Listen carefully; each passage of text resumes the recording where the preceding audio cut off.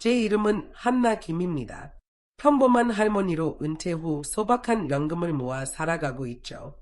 평생 열심히 일한 끝에 겨우 마련한 작은 연금으로 여유롭게 지내고 있었어요. 제 예동딸 수진이 결혼했을 때 제 머릿속엔 오직 그녀를 어떻게 조금이라도 더 도울 수 있을까 하는 생각뿐이었어요. 결국 저는 엄마니까요. 피부치라는 건 아무리 힘들어도 외면할 수 없는 법이죠. 자식이 힘들어하는 모습을 지켜보는 건 부모로서 견디기 힘든 고통이니까요. 수진과 그녀의 남편 민수는 서울에 살고 있어요. 서울은 뭐든지 비싸죠. 집세, 교통비, 공과금, 뭐든 말이에요. 그들의 수입은 겨우 기본적인 생활비를 충당할 정도였어요. 그래서 제가 조금씩 도와주기 시작했죠. 그러다 아기가 태어났어요. 그리고 민준이가 태어나자 분유, 기저귀, 어린이집 등 끝없는 지출이 따라왔어요. 그들이 도움을 요청하기도 전에 제가 먼저 매달 500만 원을 보내주겠다고 했어요. 큰 금액은 아니었지만 민준이를 먹이고 가족이 조금 더 원활하게 지낼 수 있도록 하는 데는 충분했죠. 시간은 빠르게 흘러갔고 어느새 민준이는 학교에 다닐 나이가 되었어요. 그 500만 원 송금은 제 예산에서 가장 익숙한 항목이 되었죠. 제 친구들은 가끔 저를 놀리곤 했어요. 한나, 넌 정말 너무 좋은 엄마야. 매달 돈을 보내주다니. 혹시 민수가 너무 익숙해진 건 아닌지 걱정한데 저는 그저 웃어넘겼어요. 항상 같은 말을 반복했죠. 뭐가 중요해?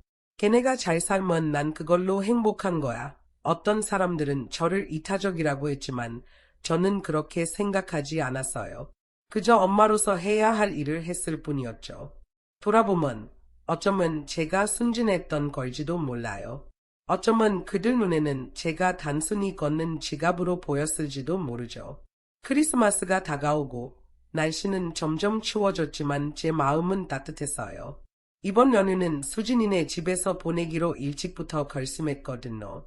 가족과 함께 시간을 보내고 싶었어요. 연휴 저녁을 준비하기 위해 2주 전부터 준비를 시작했어요. 민준이를 위해 아기 공룡 스웨터를 골랐어요. 분명 좋아할 거라고 생각했죠. 수진에게는 몇 달 전부터 그녀가 눈여겨보던 캐시미어 스카프를 샀어요. 따뜻하고 우아한, 그녀와 잘 어울리는 선물이었죠. 민수에게는 커피를 좋아하는 걸 알고 있어서 오리건에 사는 친구에게 특별히 로스팅한 원두를 부탁했어요. 거기에 제가 직접 만든 쿠키와 고향에서 만든 시그니처 막걸리 한 병도 챙겼죠.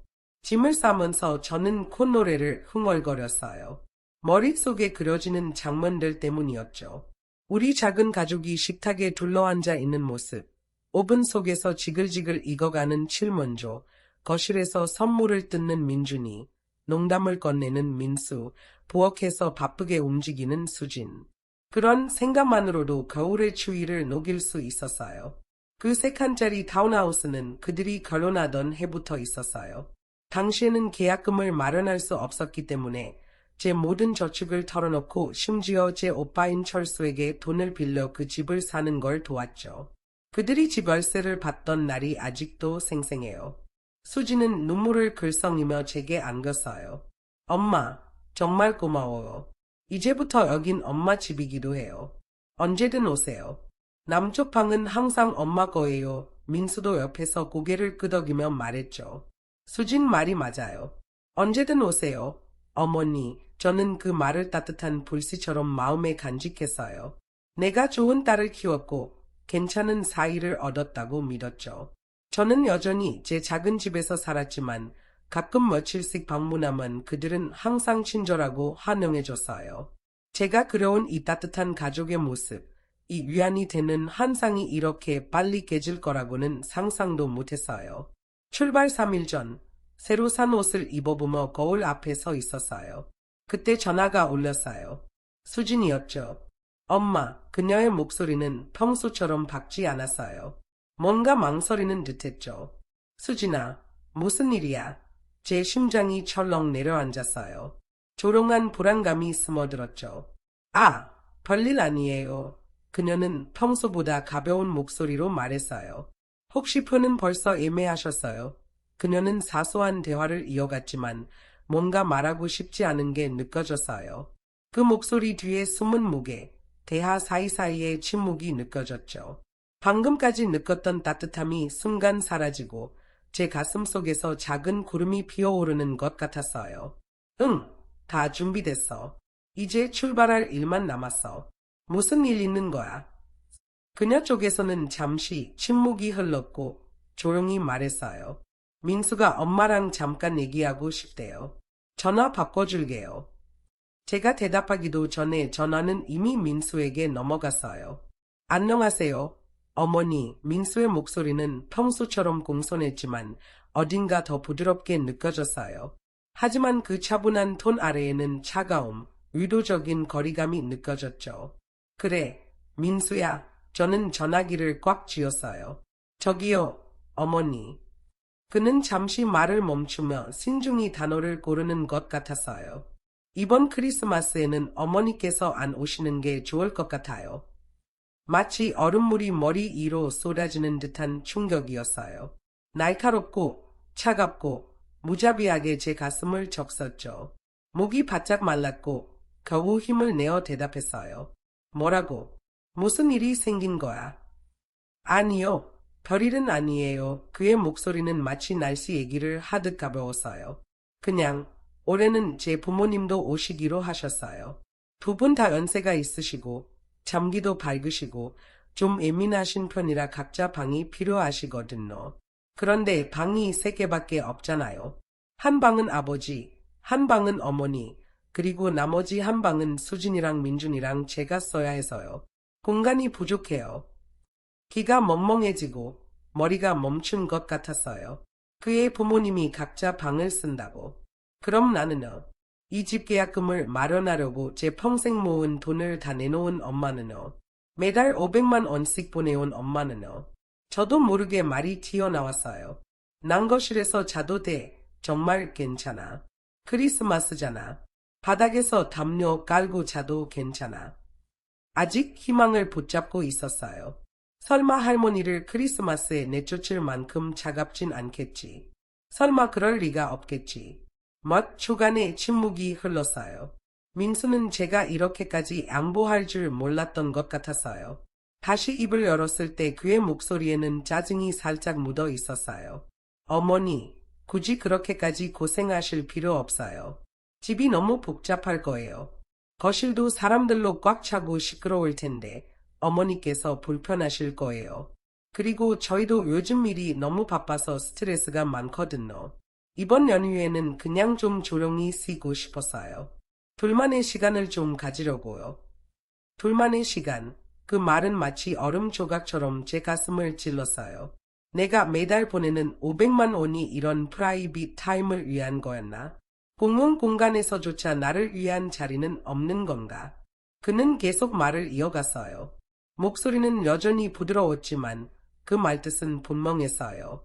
어머니, 이번에는 그냥 집에서 쉬시는 게 어떨까요? 아니면 철수 아저씨 댁에 가보시는 것도 좋을 것 같아요. 가까운 데다가 항상 북적북적하잖아요. 겉으로는 배려심 있어 보이는 말이었지만 속뜻은 명확했어요. 오지 마세요. 오시면 불편해요. 가슴이 무너져 내렸어요. 충격, 상처, 배신감, 모든 감정이 한꺼번에 몰려와 숨이 막힐 것 같았어요. 간신히 목소리를 가다듬으며 말했어요. 민수아, 수진이랑 통화 좀 할게. 수진이한테 직접 듣고 싶어. 전화기 너머로 약간의 소리가 들렸어요. 민수가 전화를 수진에게 넘기는 소리였죠. 엄마. 수진의 목소리는 거의 속삭임 같았어요. 떨리고 약간 울먹이는 것 같았어요. 아니면 울음을 간신히 참으려는 것처럼 들렸죠. 엄마, 화내지 말아주세요. 민수가 나쁜 뜻으로 한 건 아니에요. 그냥 그의 부모님이 요즘 건강이 좀 안 좋으셔서 푹 쉬셔야 하거든요. 그래서 어쩌면 이번에는 그녀의 말은 엉키고 결국 흐려지며 끝났어요. 그 침묵은 어떤 말보다 많은 것을 말해주었죠.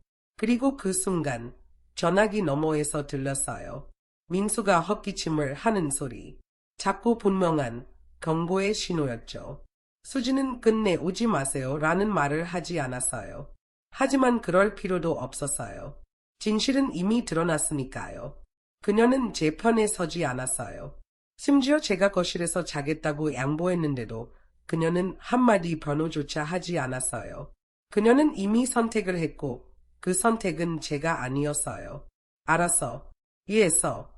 간신히 목소리를 차분하게 유지했어요. 제 모든 자존심을 끌어모아 그렇게 말했죠. 그리고 전화를 끊었어요. 뚜뚜뚜. 전화가 끊기고 난 뒤에 정적이 마치 공허함처럼 저를 감쌌어요. 그리고 그 순간 세상이 차갑게 식어버린 것 같았어요. 저는 소파에 앉은 채로 꼼짝도 하지 못했어요. 마치 끊어진 줄에 매달린 꼭두각시처럼요.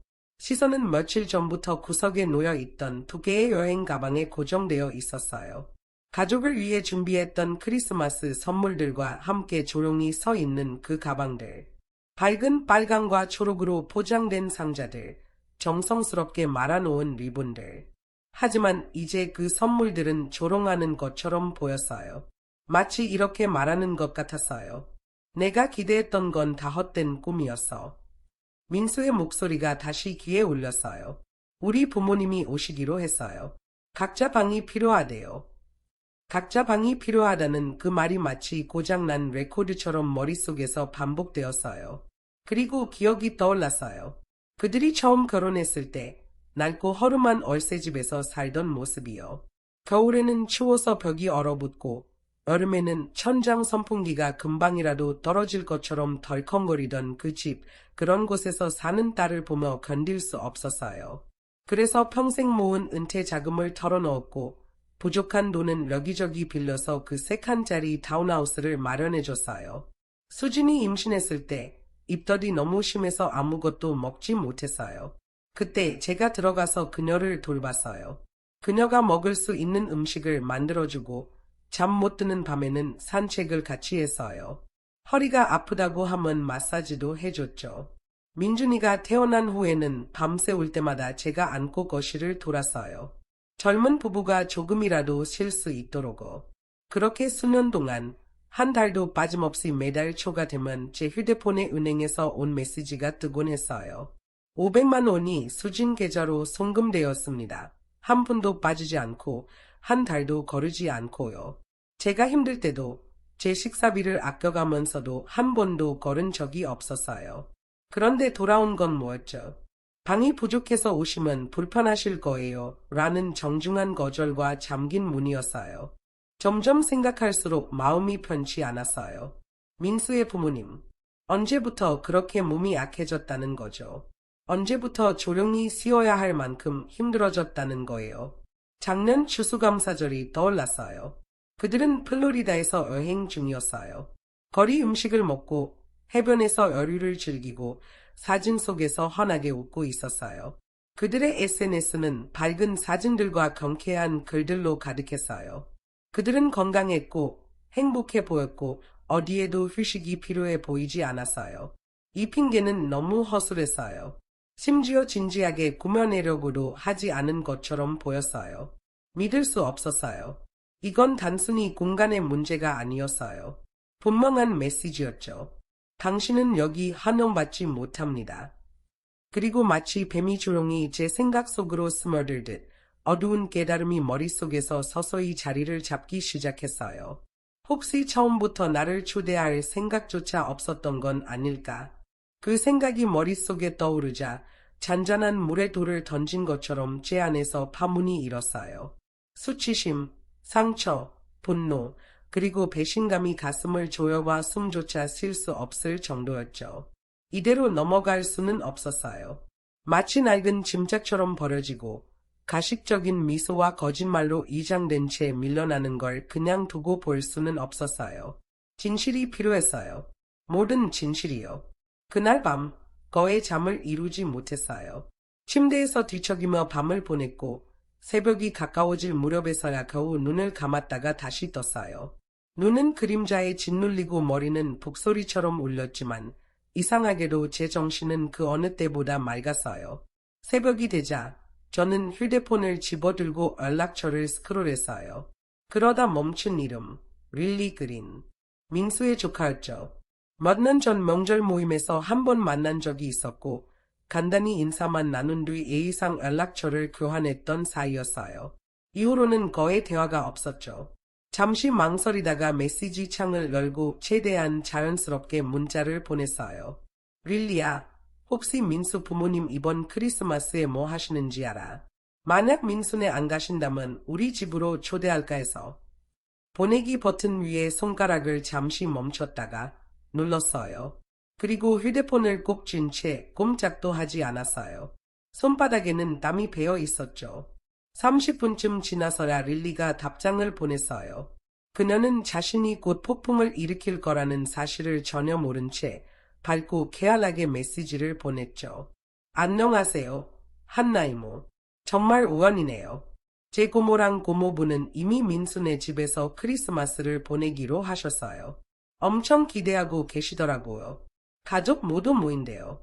크리스마스 끝나고는 하와이 여행도 예약하셨다던데요. 그 순간 머릿속에서 불꽃이 터지는 것 같았어요. 하지만 그 불꽃은 하늘을 밝히는 게 아니라 제 안에 남아있던 의심의 마지막 조각을 태워버렸죠. 그게 전부였어요. 처음부터 끝까지. 민수는 나에게 거짓말을 했던 거예요. 방이 부족하다는 말도, 부모님이 건강 때문에 쉬어야 한다는 말도 전부 꾸며낸 이야기였어요. 진실은 간단했죠. 그는 나를 원하지 않았던 거예요. 저는 짐이었고 부담이었고 그들이 관리하고 숨겨야 할 존재였던 거예요. 그리고 저는 바보처럼 거실에서 자겠다고 했죠. 심지어 바닥에서 자겠다는 말까지 했어요. 가족과 함께 있고 싶다는 이유 하나만으로요. 그런데도 그들은 저에게 한 구석도 허락하지 않았어요. 민수, 정말 대단해. 연기력 하나는 인정해야겠어. 아카데미 상이라도 줘야겠네. 하지만 각본은 형편없었죠. 분노로 몸이 떨렸어요. 수치심이 불길처럼 제 안을 태웠어요. 손이 떨리지 않게 하려고 깊게 숨을 들이쉬었지만 이번에는 가만히 있을 수 없었어요. 휴대폰을 다시 집어들고 수진에게 전화를 걸었어요. 더 이상 추측도 기다림도 없었어요. 진실이 필요했고 반드시 알아내야 했어요. 전화는 한참 동안 울리더니 결국 민수가 받았어요. 그의 목소리는 이미 짜증이 묻어나 있었고 더 이상 가식조차 없었어요. 네, 한나. 또 무슨 일이세요? 목구멍에 차오르는 분노를 삼키며 차갑고 날카로운 목소리로 말했어요. 민수, 이제 그만 둘러대고 솔직히 말해봐. 내 부모님이 정말 건강 문제로 방이 필요했던 거야? 아니면 크리스마스 끝나고 하와이로 떠나는 거야? 잠시 침묵이 흘렀어요. 그러더니 그의 목소리가 돌아왔죠. 화가 난 듯, 꽉 조인 듯한 목소리로요. 도대체 누가 그런 헛소리를 했어요? 누가 그런 말 지어냈나고요? 그는 부정하지 않았어요. 대신 정보가 어디서 새어나왔는지에만 신경을 썼죠. 그게 제가 필요한 답이었어요. 누가 말했는지는 중요하지 않아. 제 목소리는 차갑고 단호했어요. 마치 날카로운 칼날처럼요. 그냥 대답해. 맞아. 아니야. 다시 침묵이 흘렀고 이번에는 변명조차 하지 않았어요. 그리고 그 순간 그의 가면이 벗겨졌어요. 민수의 목소리는 무겁고 냉소적으로 변했어요. 경멸이 가득 묻어난 목소리였죠. 그래서 뭐, 맞다고 치죠. 크리스마스는 우리 가족을 위한 거잖아요. 제 부모님은 좀처럼 서울에 오시지도 않아요. 굳이 어머니까지 오셔서 상황을 복잡하게 만들 필요가 있나요? 솔직히 말해서 한나 이모, 어머니는 좀 너무 가한 거 아니에요. 가하다.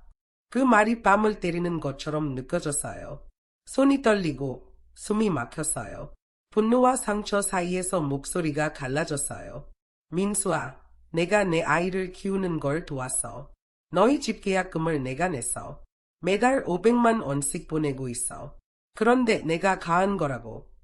한나 이모, 제 말을 왜곡하지 마세요. 그는 이제 노골적으로 적대적인 목소리로 쏘아붙였어요. 수진이는 제 아내예요. 이제 우리만의 가족이 생겼다고요. 어머니는 이제 우리 일에 끼어들지 않으시는 게 좋겠어요. 끼어든다. 그 단어가 제 머릿속에서 폭발했어요. 내가 끼어든다고. 매달 보내는 500만 원은 그저 참아줄 수 있는 대가였던 건가요? 제가 돈을 내야만 겨우 받아들여지는 자리였던 건가요? 그제야 모든 게 명확해졌어요. 수년간 참아왔던 자존심, 말하지 못했던 상처, 평화를 위해 끝없이 희생해왔던 모든 것들이 폭발하듯 터져 나왔어요. 민수아, 너 정말 부끄럽지도 않니? 제 목소리는 떨렸지만 수년 만에 느껴보는 강렬한 불길로 가득 차 있었어요. 그 집 계약금 누가 냈는데? 내가 돈이 없을 때 누가 은퇴 자금을 털어서 도와줬는데?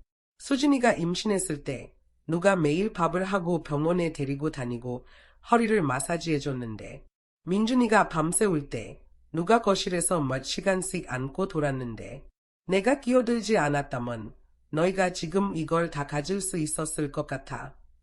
잠시 침묵이 흘렀고 그 뒤로 민수의 냉소적인 웃음소리가 들렸어요. 한나 이모. 그의 목소리는 얼음처럼 차가웠고 건물로 가득했어요.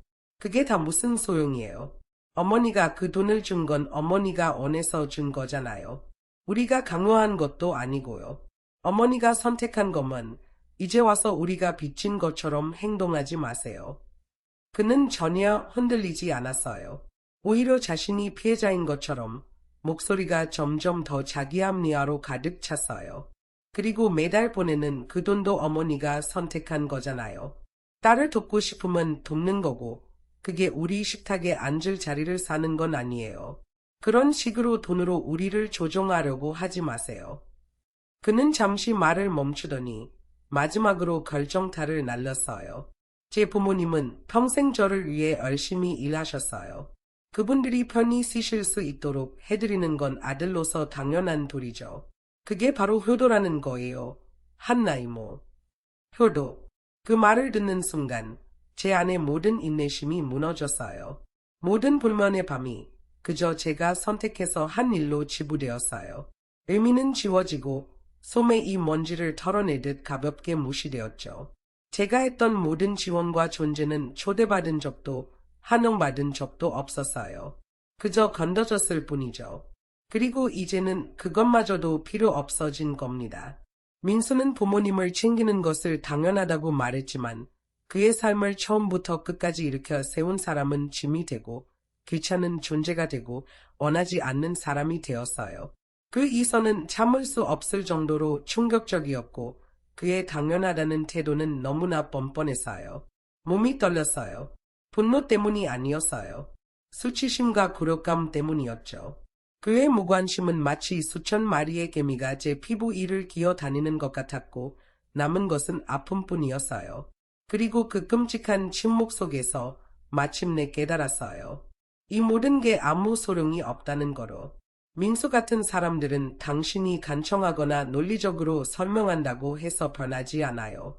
그들은 듣지도 않고 생각하지도 않아요. 그저 받고 당신이 준 것을 당신의 선택이라며 돌려버릴 뿐이죠. 그는 한 번도 저에게 고마워한 적이 없었어요. 왜냐하면 그의 머릿속에서는 제가 준 것이 감사할 만한 가치가 없었으니까요. 제가 했던 모든 일은 그저 제가 해야 할 일을 했다고 생각했겠죠. 그리고 이제 더 이상 제가 필요 없으니 오래된 영수증처럼 저를 정리하려는 거예요. 깊게 숨을 들이쉬며 눈물을 억눌렀어요.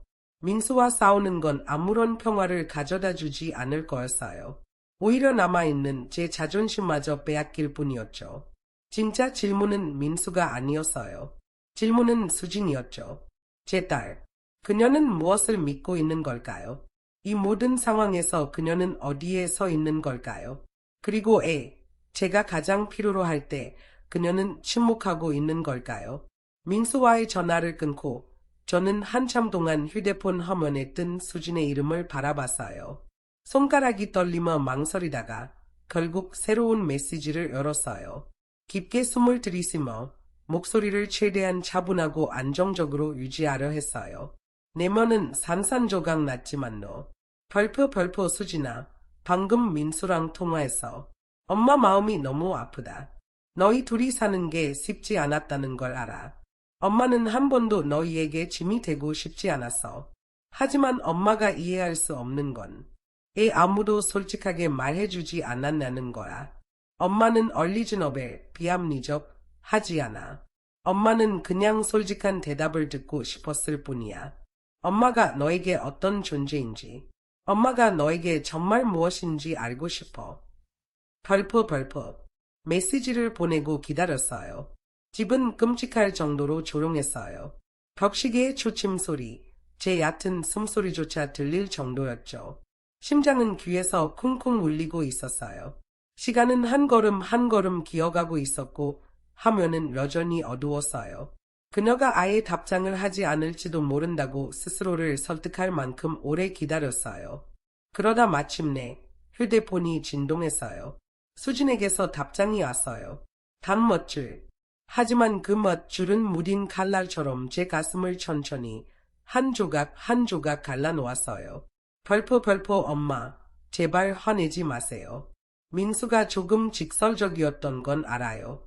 하지만 일부러 엄마를 상처 주려던 건 아니에요. 그는 그저 부모님을 위해 상황을 좀 더 편하게 만들려고 했던 것뿐이에요. 부모님이 자주 오시는 것도 아니잖아요. 요즘 우리 너무 힘들어요. 집 대출금에, 자동차 할부금에, 민준이 학교까지. 모든 게 쌓여서 너무 힘들어요. 그러니까 제발 엄마, 저를 더 힘들게 하지 말아주세요. 그냥 집에서 크리스마스를 편히 보내세요. 새해가 지나면 제가 엄마 댁에 갈게요. 약속할게요. 벌프. 익숙한 톤이었어요. 회피적인 슬픔, 모호한 죄책감. 수지는 제가 겪은 일을 부정하지도 않았지만 책임지려 하지도 않았어요. 엄마, 미안해요. 그 말 한마디도 없었어요. 엄마, 그건 아니었어요. 그 말도 없었죠. 대신 애매한 변명으로 진짜 상처를 덮으려 했어요. 저를 위해 싸우지도 않았고 저를 변호하지도 않았어요. 심지어 제가 얼마나 상처받았는지 인정조차 하지 않았어요. 그녀는 자신을 피해자로 만들었어요. 양쪽 사이에서 갈팡질팡하며 압박에 짓눌린 사람처럼 행동했죠. 마치 제가 그녀를 더 힘들게 하는 사람인 것처럼요. 하지만 그녀는 잊었어요. 밀려난 사람, 거짓말을 들은 사람, 가슴 가득 사랑을 품고 2개의 여행 가방에 선물을 가득 담아놓고도 차가운 일면을 받은 사람은 바로 저였다는 거로. 그녀의 엄마, 그녀를 모든 고난 속에서도 품었던 여자. 휴대폰 화면을 바라보며 손가락이 천천히 말려 들어갔어요. 차갑고 무거운 고요함이 제 가슴 깊은 곳에 자리 잡았죠. 그리고 그 순간 뭔가가 조용히 하지만 완전히 부서졌어요. 이제 그만해야겠어. 더 이상 수진에게 의지할 수 없다는 걸 깨달았어요. 심지어 기본적인 방어조차, 공정한 한마디조차, 제 편에서 용기를 내주는 작은 흔적조차 기대할 수 없다는 거로. 수진은 이제 솜으로 만든 인형 같았어요. 부드럽고 의지가 없고 바람 부는 대로 휘청거리는 존재. 민수가 말하면 따르고 민수가 결정하면 그대로 따라가는 사람이 되어버렸어요. 그녀는 심지어 그녀의 엄마가 거실에서 잘 자리조차 확보하지 못했어요. 제가 그녀에게 모든 걸 쏟아부었는데 돌아온 건 아무것도 없었어요. 그저 공허함 뿐이었죠. 벌프 희망이 죽는 것보다 더 큰 슬픔은 없다. 벌프는 말을 들은 적이 있어요. 그리고 지금 그게 어떤 의미인지 알게 됐어요. 휴대폰을 끄고 아무 말 없이 창가로 걸어갔어요. 밖에는 잿빛 하늘이 낮게 드리워져 있었고 바람이 앙상한 나뭇가지를 휘감으며 메마른 나뭇잎을 날리고 있었어요. 그 나뭇잎들은 하나씩 떨어져 창턱에, 현관에, 그리고 제 가슴 위에 내려앉았어요. 차갑고 가벼웠지만 동시에 무거웠어요. 좋아. 이번 크리스마스엔 아무 데도 가지 않을 거야. 그 조용하고 텅 빈 낡은 집에서 혼자 남아있기로 결심했어요. 그리고 그게 괜찮을지도 모르겠다는 생각이 들었어요. 그 자리에서 결정을 내렸어요. 이번 달 500만 원 송금은 하지 않을 거야. 복수 때문도 보복 때문도 아니었어요. 그냥 이제야 깨달았기 때문이에요. 아무 의미가 없다는 거로. 제가 그들에게 모든 걸 줬어요. 사랑, 노력, 돈, 시간. 그런데 돌아온 건 거짓말, 무관심, 그리고 제가 짐작에 불과하다는 눈빛뿐이었어요. 도대체 뭘 위해 계속 돈을 보내고 있는 거지? 그들에게 아무 말도 하지 않았어요. 경고도 하지 않았고 설명도 하지 않았어요. 은행에서 이번 달 송금이 예정되어 있습니다. 라는 알림이 뜨자 그저 손가락으로 스와이프하며 알림을 지웠어요. 드라마도 없었고 분노도 없었어요. 그저 버스까지 울리는 공허함만 남았죠. 피곤하고 아픈 슬픔이 깊이 자리 잡았어요. 우리의 관계가 정말 이렇게 끝난 걸까? 한 달에 한 번 보내는 송금으로 쪼그라든 걸까?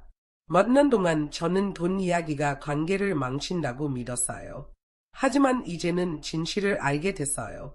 돈 이야기를 하지 않더라도 관계는 애초에 진짜가 아니었을 수도 있다는 거로. 이번 500만 원이 시험이 될 거예요. 그들에게 정말 중요한 게 뭔지 보게 될 거예요. 그들의 엄마인가? 아니면 그녀의 돈인가? 문 밖에는 이웃들이 크리스마스를 준비하는 풍경이 가득했어요. 문에 걸린 호랑가시나무 하한, 처마 밑에서 부드럽게 빛나는 흰색 전구들, 공기에 섞인 계피와 구운 사과의 달콤한 향기, 그리고 칠면조와 아인병을 들고 집으로 향하는 사람들의 웃음소리까지. 온 동네가 따뜻함으로 감싸인 그림엽서 같은 풍경이었죠. 하지만 제 안은 텅 비어 있었어요. 마치 오래된 나무집처럼 속이 비어 있고 차가운 바람만 가득 찬 느낌이었어요. 민수와의 통화 이후로 저는 수진과도 연락하지 않았어요. 그들 역시 저에게 연락하지 않았죠. 마치 그 모든 대화와 거짓말, 그리고 거절이 휴일에 반짝이는 기쁜 말에 깔끔히 덮여버린 것 같았어요. 그러다 송금 날짜로 삼았던 날로부터 5째 날이 되었을 때 제 전화가 울렸어요. 화면에 수진의 이름이 떴어요. 마치 문을 두드리는 소리처럼요. 잠시 동안 저는 화면을 바라보기만 했어요. 가슴에 무거운 무언가가 가라앉는 듯한 느낌이 들었지만 결국 전화를 받았어요. 엄마, 안녕하세요. 그녀의 목소리는 조심스러웠어요. 마치 발끝으로 살금살금 걷는 것처럼요. 너무 의도적으로 달콤하게 들리는 느낌도 있었죠. 요즘 어떻게 지내세요? 날씨가 많이 추워졌던데 따뜻하게 입고 다니셔야 해요. 괜찮아. 제 대답은 차분했지만 냉랭했어요. 따뜻함도 분노도 없는 그저 평평한 목소리였죠. 다행이에요. 수진이 말했어요. 그러더니 잠시 머뭇거리며 시간을 끄는 듯했죠. 저기, 오늘 크리스마스잖아요. 혹시 계획 있으세요? 제가 엄마 댁에 가서 저녁 같이 먹으면 어떨까 해서요. 저는 속으로 조용히 웃었어요.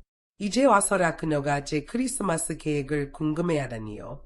왜 이런 에너지를 몇 주 전에 쓰지 않았을까요? 괜찮아. 저는 부드럽게 말했어요. 로버트네 집에서 저녁 먹기로 했어. 해롭지 않은 작은 거짓말이었어요. 우리 둘 모두가 불편한 진실을 피할 수 있게 해주는 거짓말이었죠. 수지는 잠시 조용하더니 이야기를 돌리며 소소한 대화를 이어갔어요. 엄마, 요즘 새로운 취미 생긴 거 있어요. 아래층에 있는 그 작은 카페는 아직도 영업하나요? 모퉁이에 있던 큰 참나무는 이제 잎이 다 떨어졌겠죠. 그녀는 맴돌고 있었어요. 기다리며 시간을 끌고 있었죠. 저는 이게 뭔지 정확히 알고 있었어요. 그녀는 커피나 나무 이야기를 하러 온 게 아니었어요. 적당한 순간을 기다리고 있었던 거죠. 그리고 예상대로 그녀의 톤이 미묘하게 바뀌었어요. 가볍고 아무렇지 않은 척하며 그런데 엄마, 혹시 이번 달 송금 잊으신 건가요? 바로 그거였어요. 제가 기다리고 있던 말이었죠. 저는 잠시 침묵하며 시간을 끌었어요. 그리고 마치 이제야 기억난 것처럼 대답했어요. 그 돈 말이야. 네.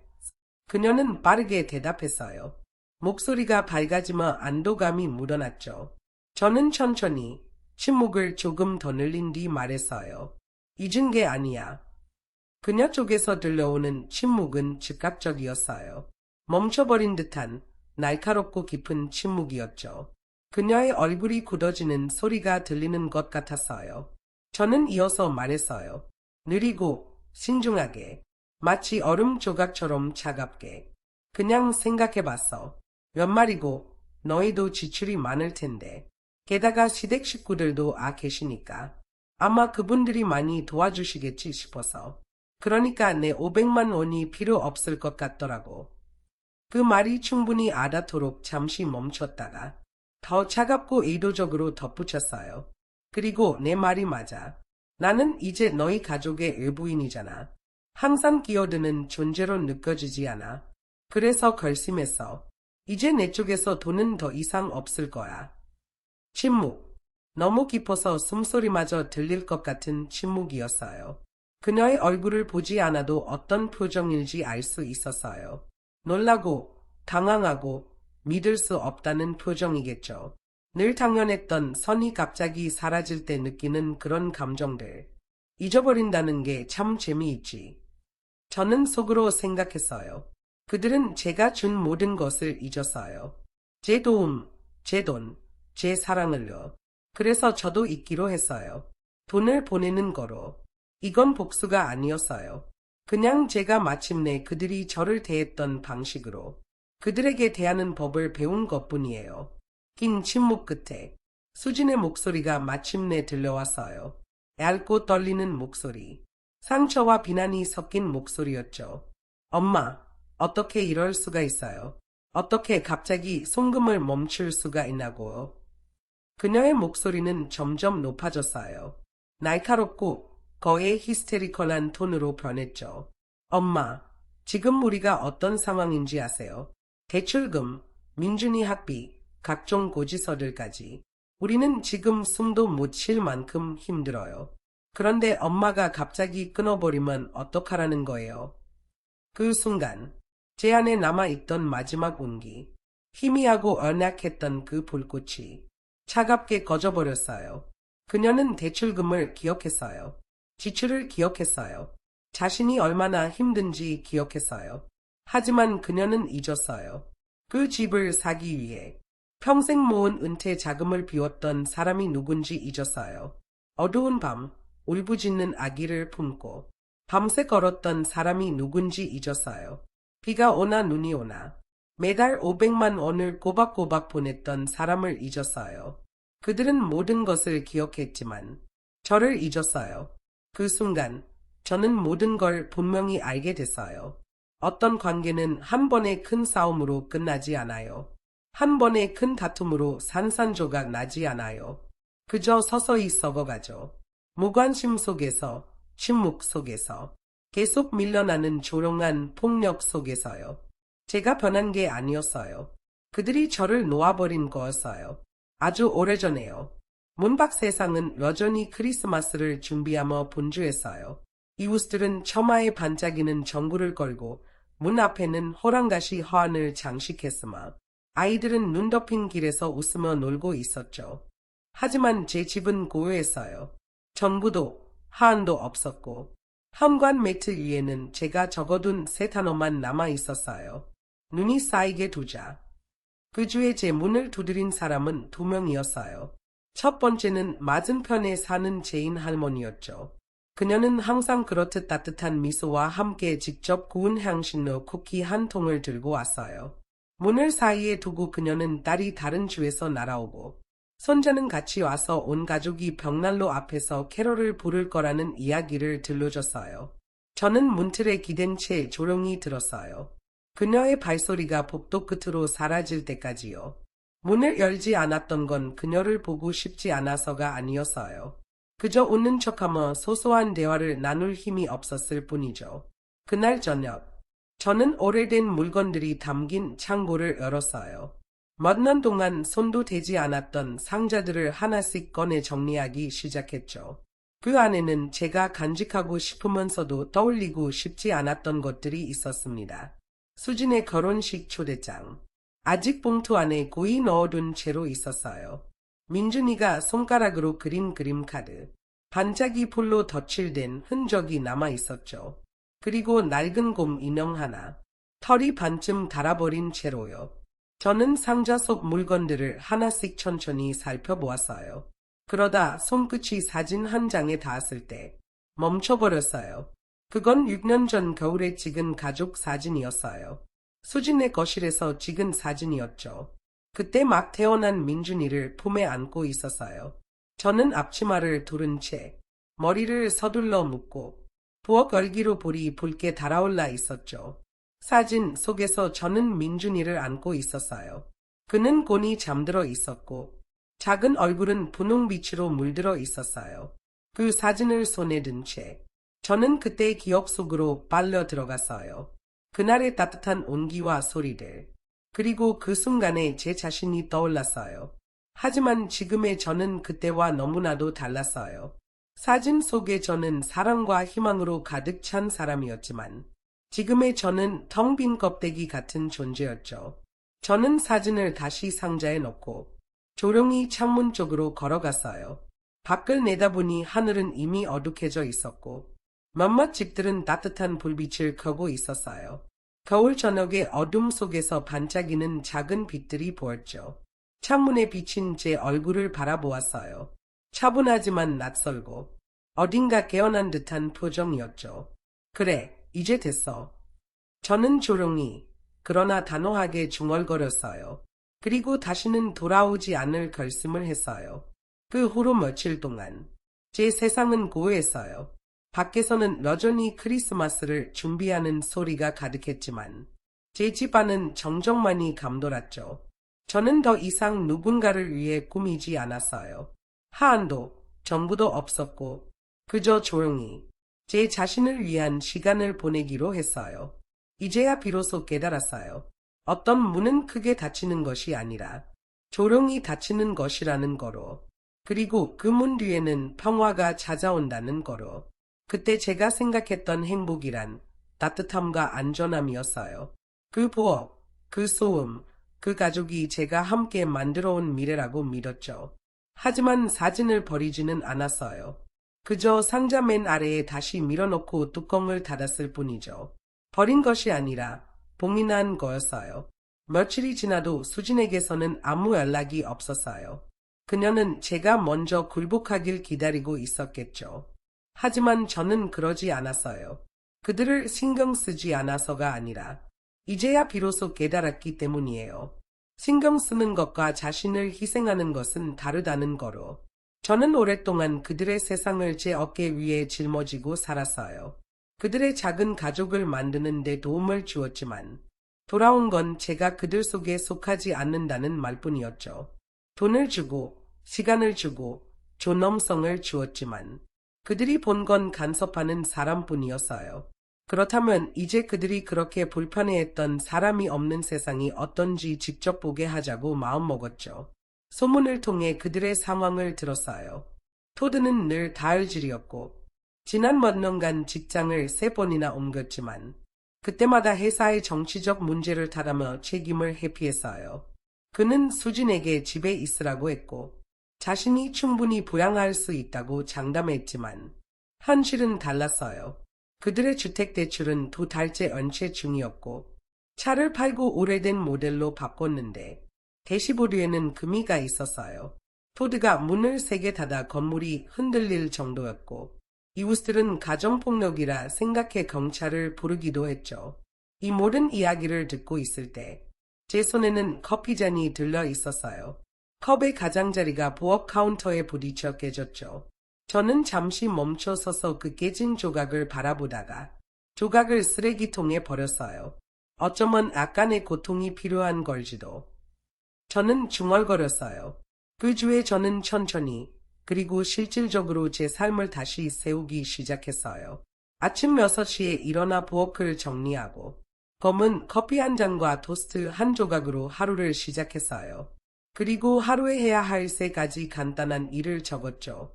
빨래하기, 복도에 있는 낡은 킬트 수선하기, 그리고 배와 정향을 넣은 셔트브레드 레시피를 시험해보기. 줄리아에게도 이메일을 답장했어요. 그녀는 제가 커뮤니티 센터에서 일주일에 한 번 재봉 수업을 가르쳐줄 수 있는지 물었죠. 기꺼이 도와드릴게요. 제가 썼어요. 전화통화에서 그녀는 정말 기뻐하며 말했죠. 정말 감사해요, 한나. 모두 배우고 싶어 하지만 가르쳐줄 사람이 없었거든요. 저는 미소 지으며 대답했어요. 제가 가장 잘하는 일이니까요. 누군가에게 도움이 된다면 기쁘게 해드릴게요.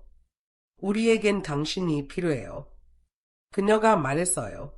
당신이 얼마나 필요한지 상상도 못 하실 거예요. 그 말이 저를 움직였어요. 작지만 분명히 무언가를 넣어 영혼이 얼어붙은 줄 알았던 제 마음의 일부가 따뜻해지는 걸 느꼈어요. 그 순간 깨달았어요.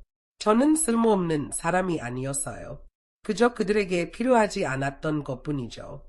그날 밤 저는 수진이 제 집에 두고 간 목도리를 꺼냈어요. 제가 2년 전 겨울에 한 땀 한 땀 떠준 목도리였죠. 시간이 지나면서 색이 바래고 가장자리는 닳아 있었어요. 저는 소파에 앉아 코바늘을 손에 들고 천천히 그것을 수선하기 시작했어요. 그리고 손이 움직이는 동안 제 생각들도 조용히 그리고 저도 모르게 움직였어요. 그녀는 따뜻하게 지내고 있을까? 민준이는 입을 옷이 충분할까? 토드는 여전히 화가 나 있을까? 몇 주 동안 돈을 보내지 않았지만 그렇다고 해서 제가 신경 쓰지 않았다는 건 아니었어요. 단지 이제야 깨달았을 뿐이에요. 사랑은 의무와 같을 필요가 없다는 거로. 사랑은 자기 자신을 지우는 대가로 주어져야 하는 것이 아니었어요. 저는 게스트룸을 정리했어요. 따뜻한 플라넬 시트를 침대에 깔고 전기담요를 올려두었어요. 그리고 작은 딸기 쿠키 상자를 그녀의 침대 옆 탁자에 놓았죠. 그녀가 돌아오길 바래서가 아니었어요. 그저 언젠가 모든 것이 너무 버거워져서 갈 곳이 없어진다면 여기에는 여전히 불이 켜져 있다는 걸 알게 하고 싶었어요. 그것은 악함이 아니라 평화를 위한 불빛이었죠. 저는 연락하지 않았고 그녀도 전화하지 않았어요. 우리는 거의 한 달 동안 침묵 속에서 살았어요. 부재중 전화도 문을 두드리는 소리도 없었죠. 저는 이제야 믿기 시작했어요. 이게 끝일지도 모른다고요. 우리의 관계는 너무 깊이 금이 가버려서 다시 회복될 수 없을지도 모른다고요. 한 번 부서진 모녀의 사랑은 낡은 가구처럼 다시 고칠 수 없는 것일지도 모른다고요. 그런데 어느 금요일 저녁 예상치 못한 일이 일어났어요. 저는 발코니에서 마른 빨래를 들고 막 들어왔을 때였어요. 문벨이 울렸어요. 급한 소리였죠. 손을 닦고 문으로 걸어가 문구멍으로 밖을 내다봤어요. 그녀가 서 있었어요. 낡은 캔버스 가방을 한 손에 들고 목 끝까지 지퍼를 올린 낡은 패딩 재킷을 입은 채로요. 얼굴은 창백했고 눈은 텅 비어 있었어요. 마치 배를 누르기까지 오랜 시간을 서서 용기를 내고 있었던 것처럼 보였어요. 우리는 문을 사이에 두고 한참 동안 서로를 바라보았어요. 그리고 그녀의 입술이 조심스럽게 열렸어요. 엄마, 들어가도 될까요? 저는 문을 열었어요. 그녀는 문턱을 살짝 넘어서서 서 있었어요. 가족이 있는 어른이라기보다는 길을 잃은 아이처럼 보였어요. 저는 한쪽으로 비켜섰어요. 한영 인사도 뭐 마실 거라도 줄까 같은 말도 하지 않았어요. 그녀는 천천히 안으로 들어왔어요. 코트도 벗지 않은 채로요. 눈은 빨갛게 부어 있었고 몸에 걸친 무언가가 그녀를 짓누르고 있는 것처럼 보였어요. 엄마. 그녀의 목소리는 쉰 듯했고 무언가 이름 붙일 수 없는 감정으로 떨리고 있었어요. 더는 못하겠어요. 할 수 있을 거라 생각했는데 더는 못하겠어요. 그녀는 울지 않았어요.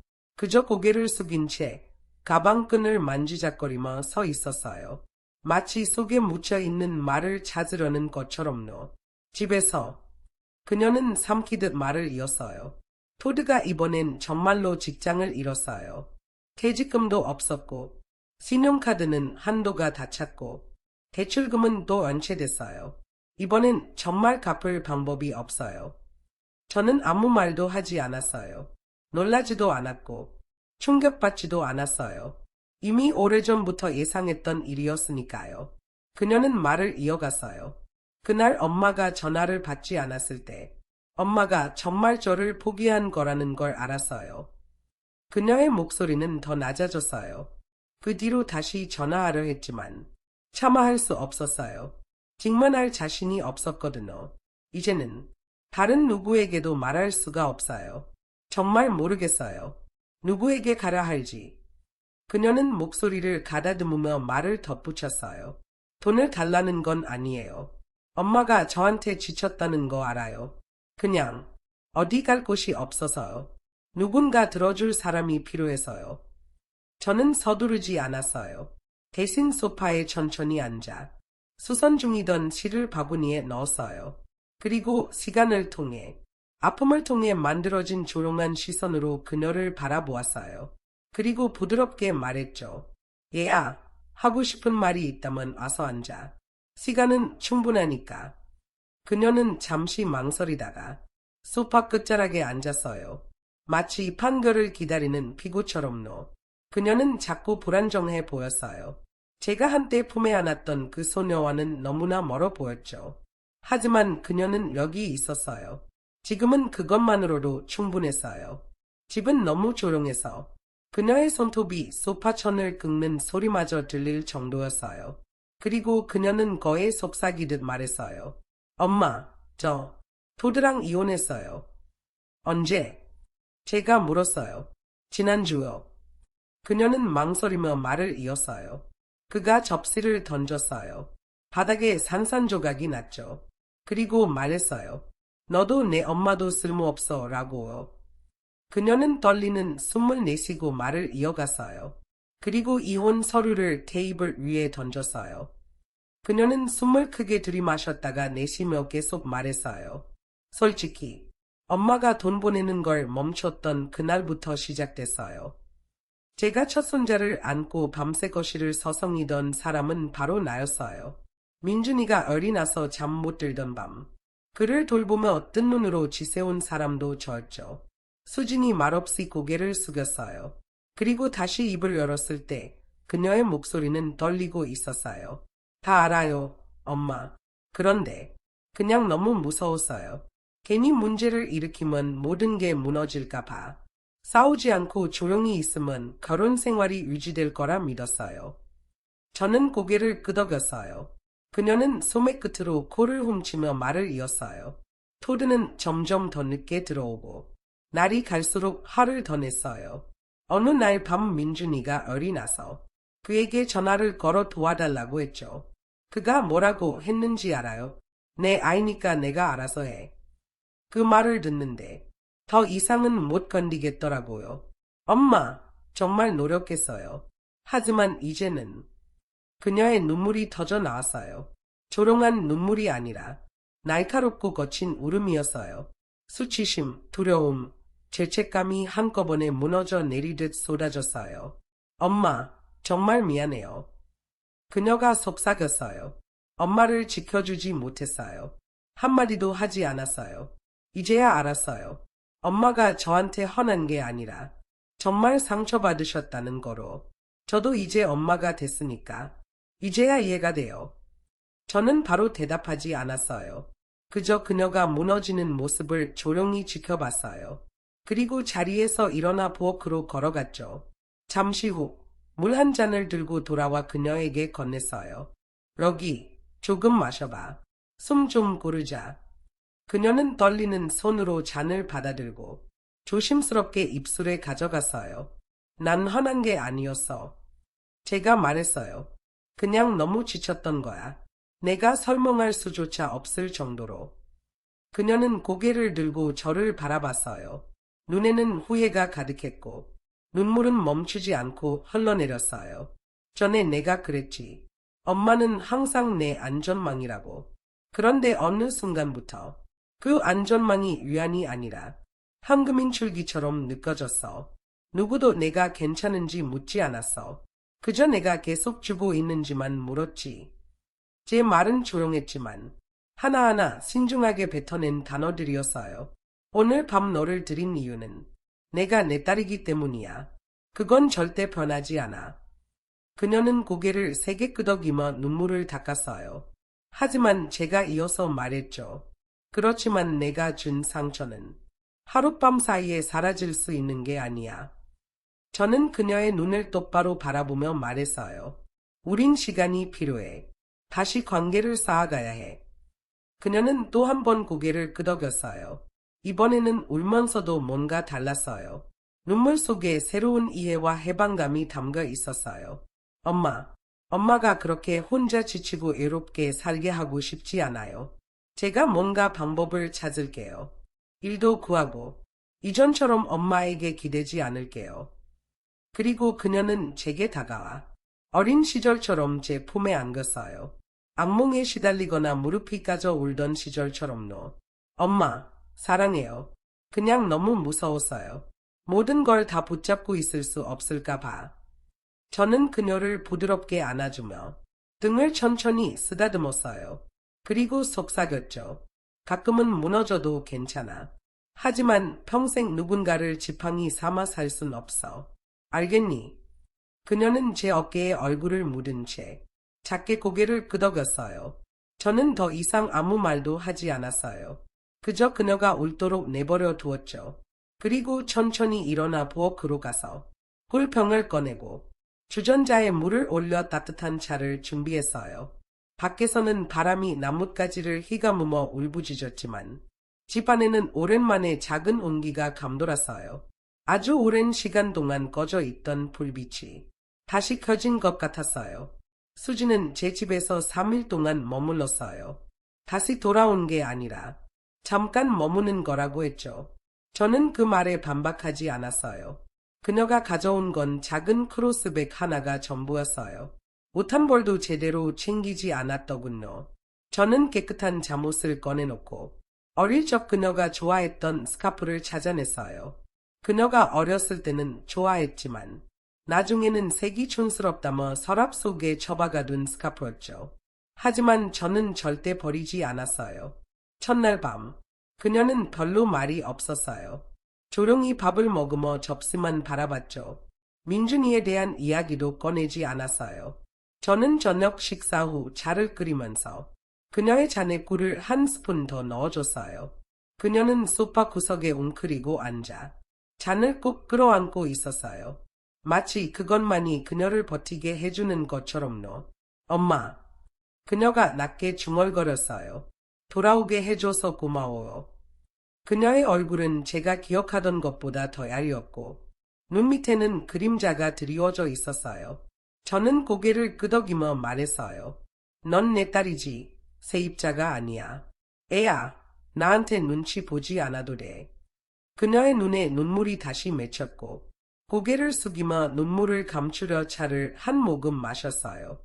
저는 더 이상 아무 말도 하지 않았어요. 화가 나서가 아니라 제가 너무 빨리 부드러워지면 그녀가 다시 예전처럼 기대기만 하는 사람이 될까 봐요. 그리고 저는 이제 그런 엄마가 아니었어요. 딸을 지탱하기 위해 자신을 반으로 쪼개던 엄마는요. 저는 이제 제 삶을 살고 있었어요.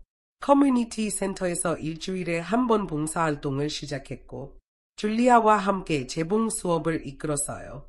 젊은 여성들이 제 주위로 몰아 바느질 기법과 낡은 천에 새 생명을 불어넣는 방법을 물었죠.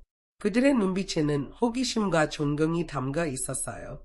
그것은 오랜 거울 뒤에 등을 따스하게 데워주는 햇살 같았어요. 그것은 제가 끝없이 주지 않아도 제 가치를 증명할 필요가 없다는 걸 상기시켜줬어요. 누군가의 구세주가 되지 않아도 저는 소중한 존재라는 거로. 수지는 낮에는 직장을 구하러 다니고 저녁이면 조용히 지친 모습으로 돌아왔어요. 이전처럼 돈을 달라고 조르지도 않고 팬트리를 뒤지며 엄마는 애 이렇게 맛있는 걸 안 먹어요. 라고 말하지도 않았어요. 대신 그녀는 이렇게 물었죠. 엄마, 괜찮으세요? 잘 쉬고 계세요? 그 말을 듣는 것만으로도 제가 예상했던 것보다 훨씬 큰 위로가 됐어요. 제가 대신 그 짐을 짊어질 수는 없어. 그건 내 몫이야. 준비됐니? 수지는 고개를 끄덕였어요. 하지만 이번에는 눈빛이 달랐어요. 패닉도 절망도 아닌 책임감이 담긴 눈빛이었죠. 여기 조금 더 머물러도 좋아. 제가 말했어요. 하지만 민준이는 내 책임이야. 내가 나 동안 조금 도와줄 수는 있겠지만 그렇다고 내가 내 전담 부모가 되는 건 아니야. 이제 나도 내 삶이 있으니까.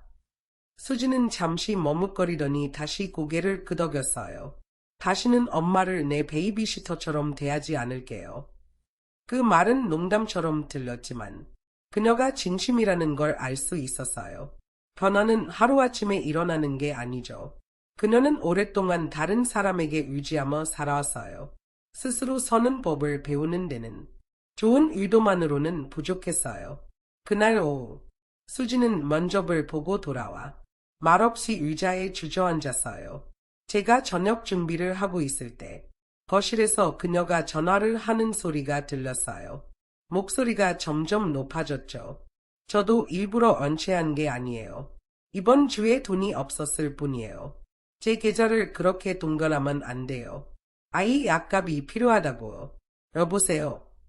전화가 끊기자 수지는 소파 옆에 웅크리고 앉아 머리를 감싸 안은 채 오랫동안 그 자리에 있었어요. 저는 아무 말도 하지 않았어요. 그녀를 걱정하지 않아서가 아니라 이제는 그게 그녀가 마주해야 할 현실이었기 때문이에요. 그녀 스스로 해결해야 할 문제였죠. 저는 더 이상 그녀를 구해주지 않을 거예요.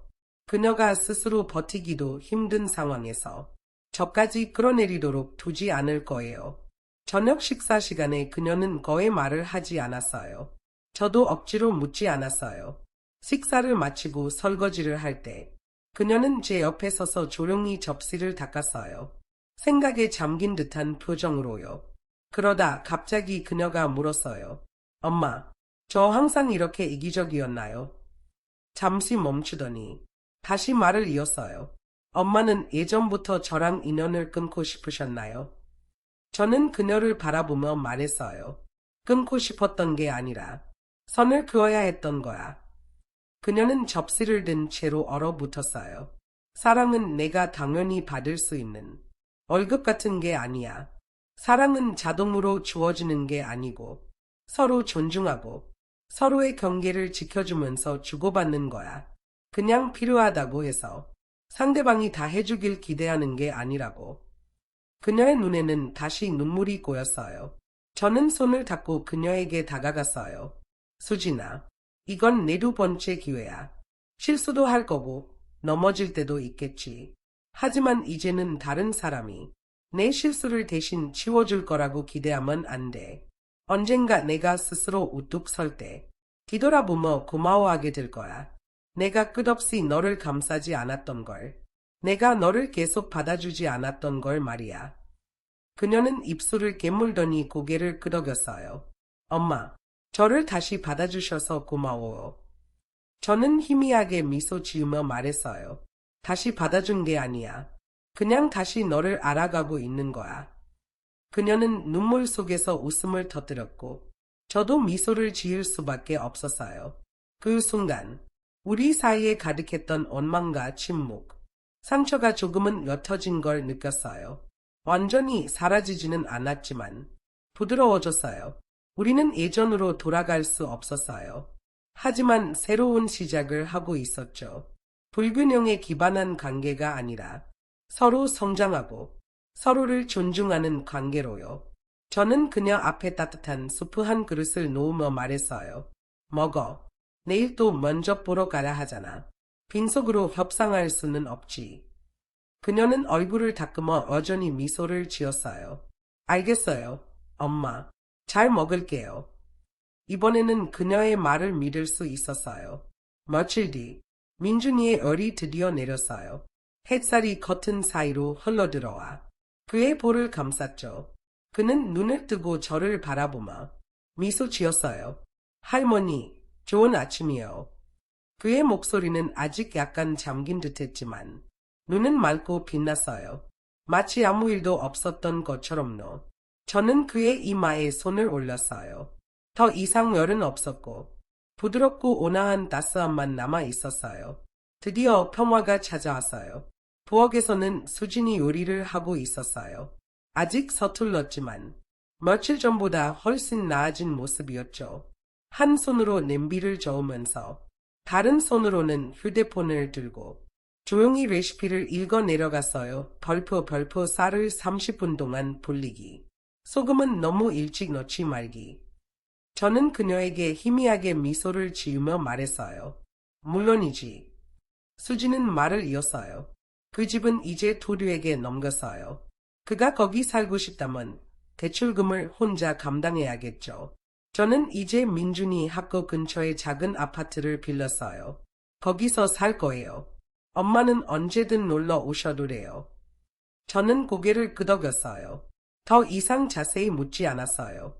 네, 그 집은 제가 돈을 대서 마련한 곳이었지만 그건 이제 과거의 일이에요. 그걸 다시 꺼내봤자 겨우 아물기 시작한 상처를 다시 헤집는 것뿐이겠죠. 때로는 진정한 정산이란 내가 받을 것을 끝까지 쫓아가는 게 아니라 빚을 있는 그대로 바라보고 그 빚진 사람을 있는 그대로 받아들이고 그냥 완전히 떠나보내는 거예요. 저는 수진과 민준이를 문까지 배웅했고 그들이 골목 모퉁이를 돌아 사라질 때까지 지켜봤어요. 작게 손을 흔들었죠. 그 순간 눈물도 없었고 슬픔도 없었어요. 그저 문을 닫고 다시 부엌으로 돌아가 차를 끓였어요. 거실은 다시 고요해졌어요. 텅 빈 공간이 아니라 그저 조용한 평화가 감돌았어요. 이번의 침묵은 외로움이 아니었어요. 제가 마침내 저 자신을 위해 차지한 공간이었으니까요. 이제 돌아보니 모든 것이 분명히 보였어요. 이 여정은 극적인 탈출로 자유를 얻는 이야기가 아니었어요. 삶이 제게 단단히 묶어놓은 모든 복잡하고 얽힌 매듭을 조심스럽게 풀어내는 과정이었어요. 찢어내거나 분노로 끊어내는 것이 아니라 그저 놓아주는 거였죠. 통제력을 놓아주고 죄책감을 놓아주고 좋은 엄마라는 이름으로 제 경계를 희생하려던 습관을 놓아주는 것이었어요. 저는 이제 점수를 매기는 사랑을 원하지 않아요. 그리고 남은 삶을 평화를 의무와 맞바꾸는 데 쓰고 싶지도 않아요. 수진이 앞으로 다시 어려움을 겪을 수도 있겠죠.